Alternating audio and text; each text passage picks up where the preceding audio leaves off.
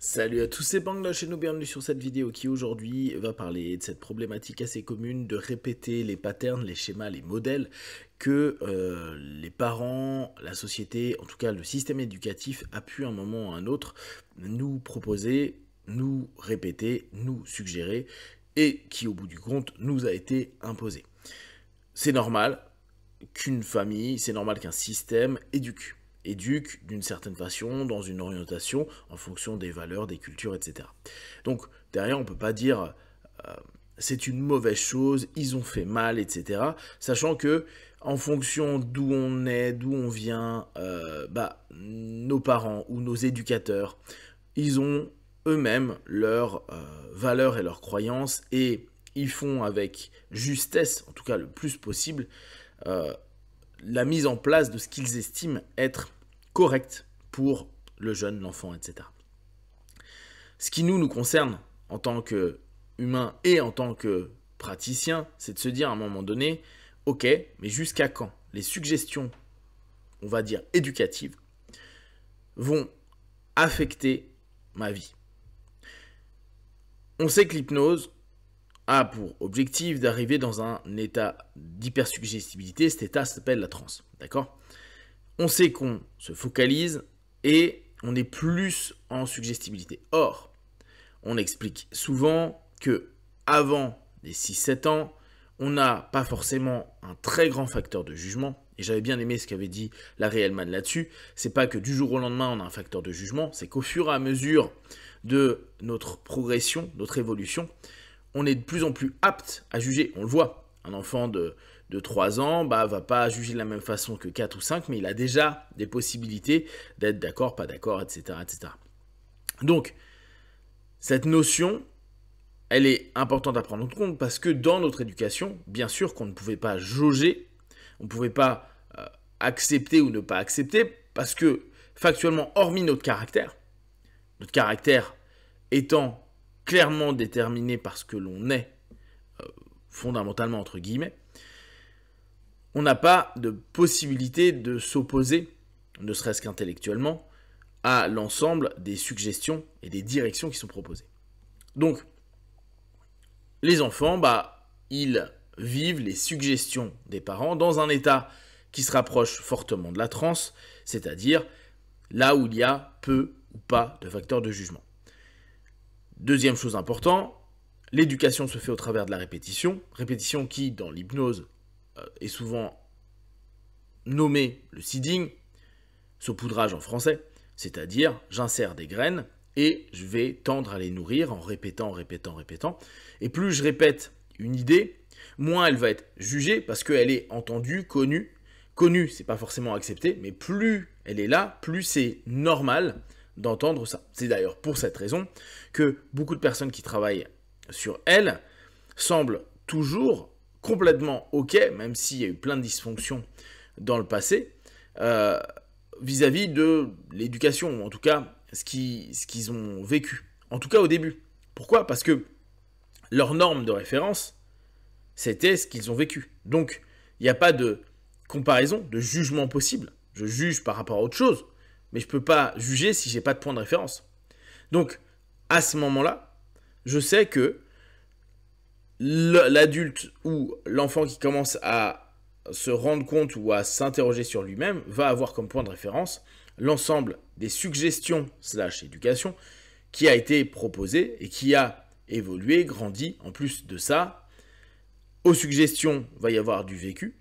Ce vécu va nous donner de l'expérience. Cette expérience va nous donner notre histoire, et notre histoire va valider ou invalider. Il suffit qu'on soit, en reprenant un modèle d'analyse transactionnelle, un enfant relativement adapté, on va encore plus facilement biaiser de façon positive l'ensemble des schémas qu'on a acceptés, en tout cas qu'on nous a proposé, qui a été instillé à l'intérieur de nous.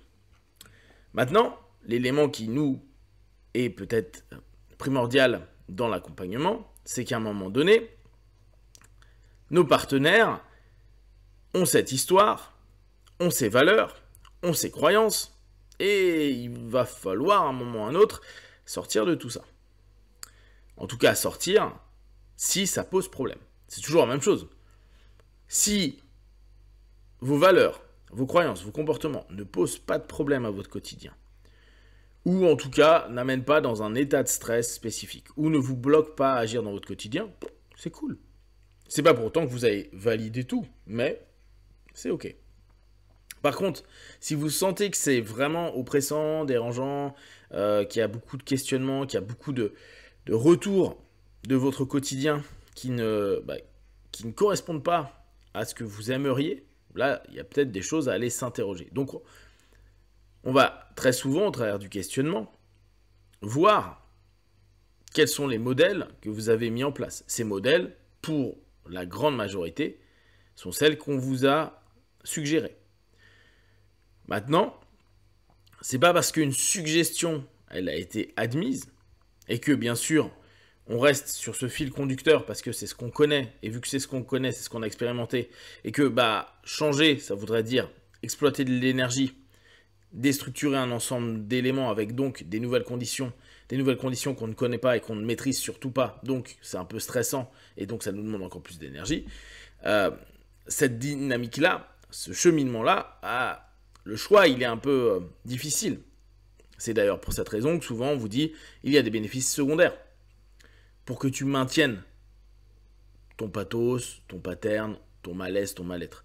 Et là encore, ce n'est pas une critique par rapport à la personne. Elle s'est structurée de cette façon-là. Mais à un moment donné, c'est est-ce que je vais avoir suffisamment d'énergie sur des semaines, des mois, pour réussir à mettre l'ensemble des suggestions que j'ai reçues et qui m'ont déjà donné un retour de côté, ou en tout cas les remodeler pour que ça corresponde davantage à votre jugement, justement. Et comme je vous l'ai dit sur des vidéos maintenant qui doivent dater d'il y a plusieurs mois, voire années, le jugement est quelque chose de bien. La capacité de jauger, la capacité de comparer, la capacité de s'interroger et de juger justement si c'est bien, c'est pas bien, si c'est ok pour vous ou pas ok pour vous, c'est essentiel. Donc, à partir du moment où vous allez décider, à un moment donné, de travailler sur vous, il y aura cette rencontre avec vos valeurs, vos croyances, les suggestions qui ont été validées depuis votre enfance et la décision que vous allez pouvoir prendre pour passer à autre chose. De là, il va falloir recadrer. Recadrer entre votre rationnel, votre émotionnel, votre histoire, pour commencer petit à petit à déstructurer.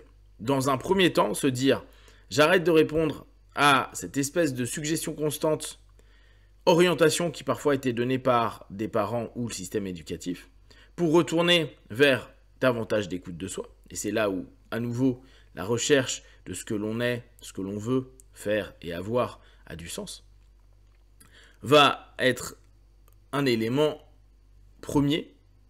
Je me connais un peu mieux, donc je sais aussi de quoi je suis capable.